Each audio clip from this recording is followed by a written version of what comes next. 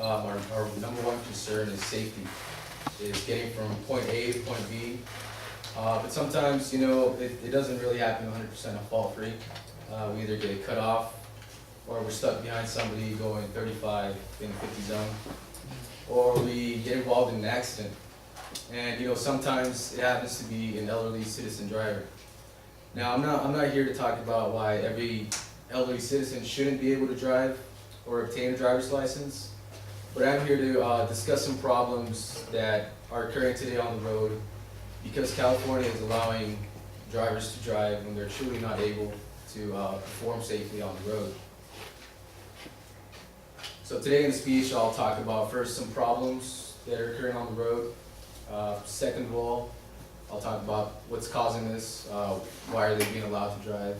And finally, I'll talk about some solutions that can be done, just simple solutions by California that can be done to further reduce this problem and yet increase road safety today. So that leads me to my first point, which would be the problems that are occurring today on the road.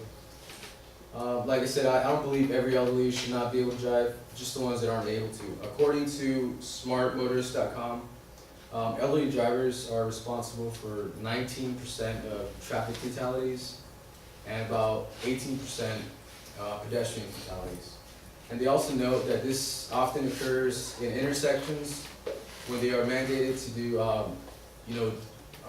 important judgments on whether who goes next, and it increases when they do a left turn due to poor judgment. Now, if this doesn't raise an awareness or an alarm to you, just keep in mind that in the Motorist News and Driving Guidelines, they noted that in the next 20 years, the number of elderly will more than triple in the United States. So that means that there's going to be more elderly drivers and probably an increase in statistics and probably a reduction in safety on the roads today. So now that I've talked about some of the problems that are occurring on the road today, I'd like to talk about what's causing this. And first of all, I'd like to point out that California doesn't really mandate the elderly to retake the driving test.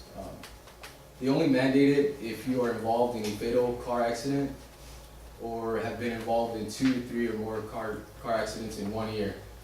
But I asked myself, why do we have to wait for this? Why wait for the prerequisites to retake this test when we can just simply retest them to see if they're truly able to properly drive on the road today?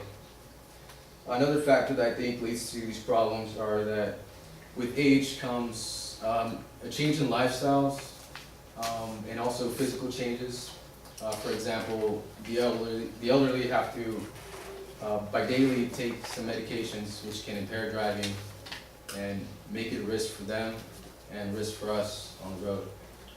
Another thing that I believe is a factor is physical changes. Their eyesight isn't as good as it used to be. It's harder to focus, and also it becomes more sensitive to lights, especially limiting them to what time of day they drive to how long they can drive. Also, hearing loss is a big factor, and I believe sight and hearing is a huge role that you have to have while driving in order to make it safe. So now that I've talked about some of the causes to this problem, I'd like to talk about some simple solutions that California can do. And I believe that California should just mandate a retest for the elderly instead of, like I said, waiting for the prerequisites. A lot of them think that it's a discriminatory act, but if it is, then I believe we can all make a sacrifice of just retaking the test ourselves too. It's no big deal.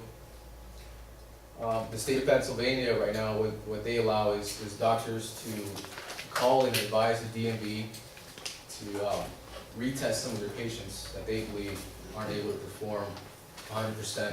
And I think it's a great idea.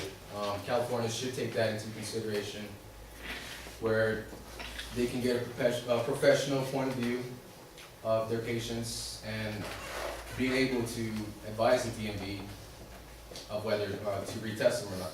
And it's not really discriminatory, if you ask me. So today, I've talked about some of the problems that elderly driving has on the roads today.